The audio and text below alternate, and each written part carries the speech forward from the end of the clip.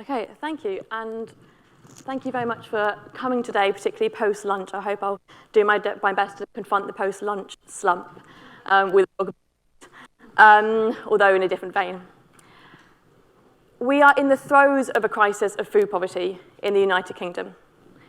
In the last year, the Trussell Trust, the main provider of food banks in the UK, distributed 1.6 million food parcels to people in need. That's a 26-fold increase on 2010.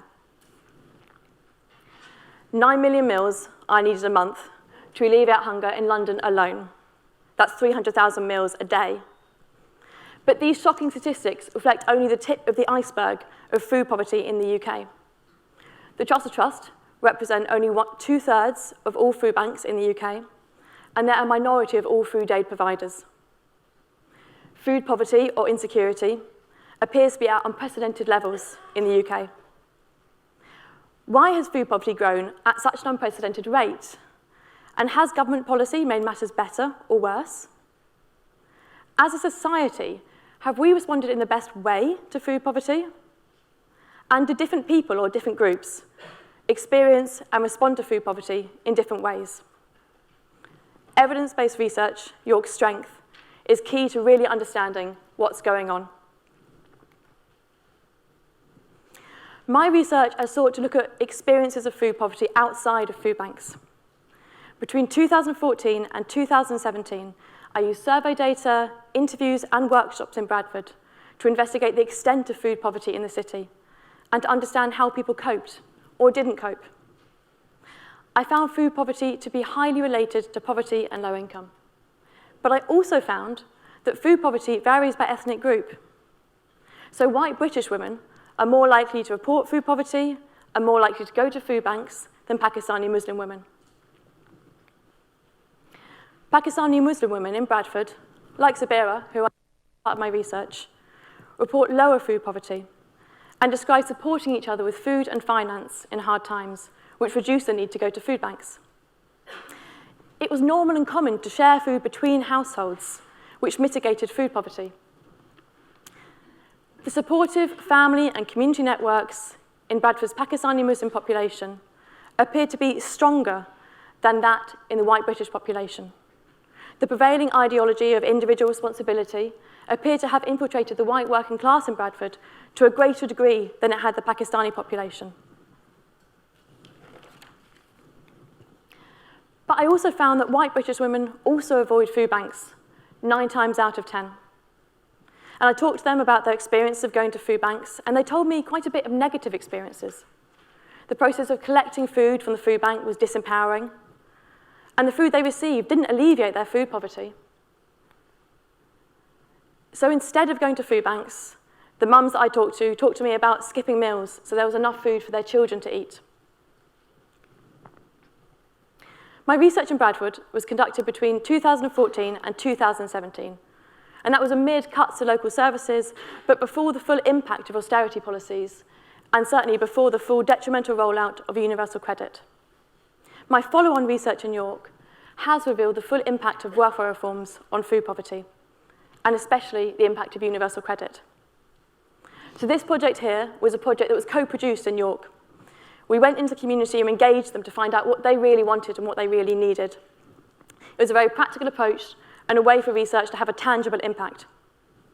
We surveyed and did workshops and interviews with residents of York, and particularly parents.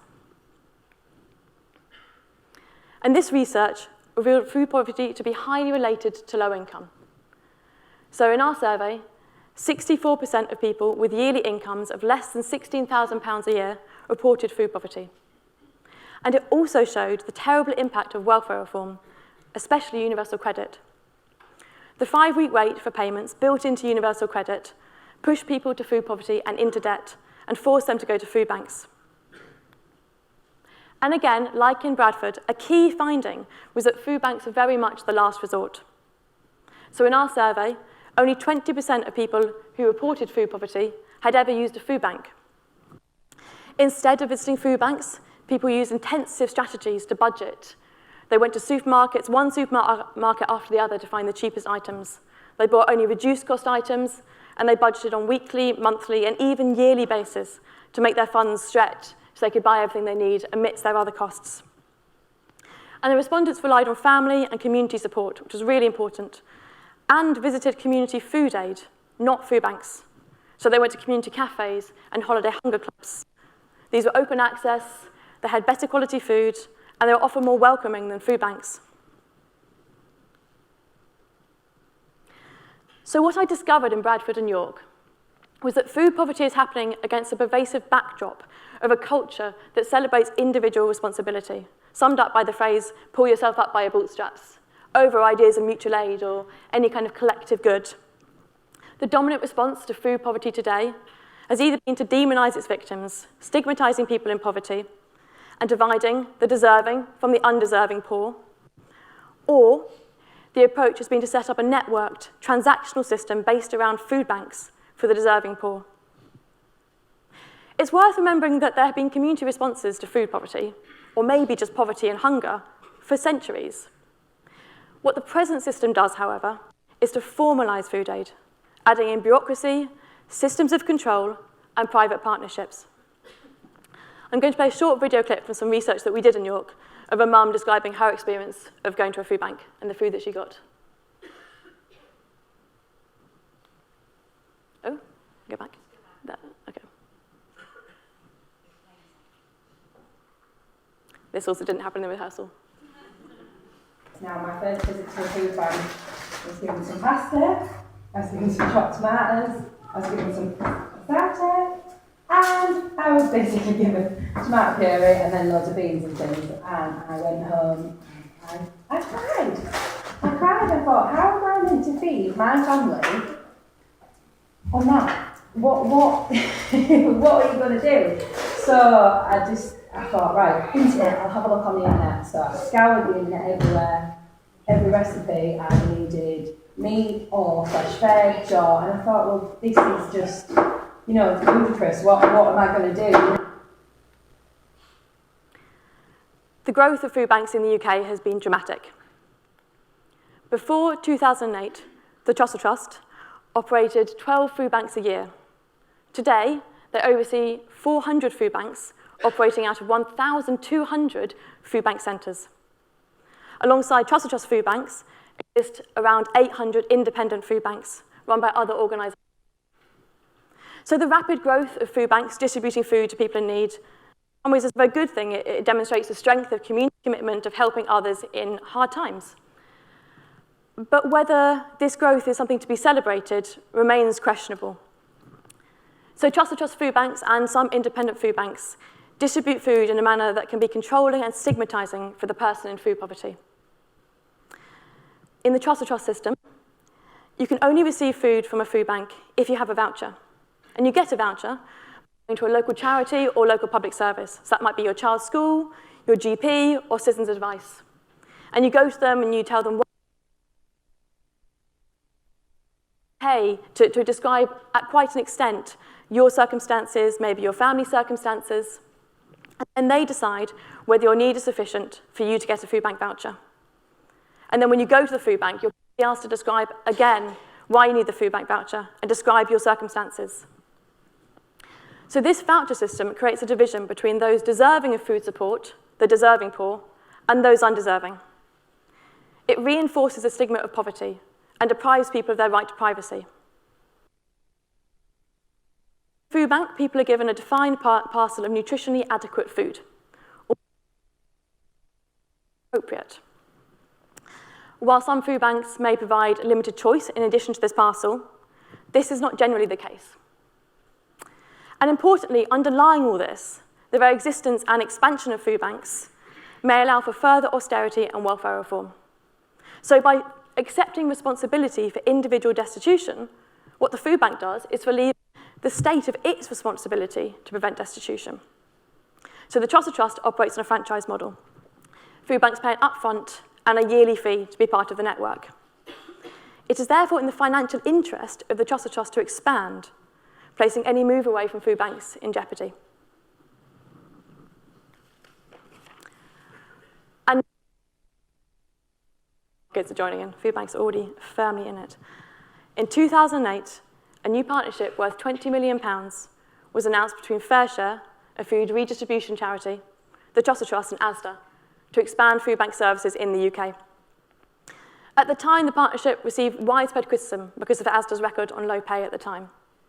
And more recently, Asda workers have staged protests across the UK in response to being forced to sign punitive, flexible contracts.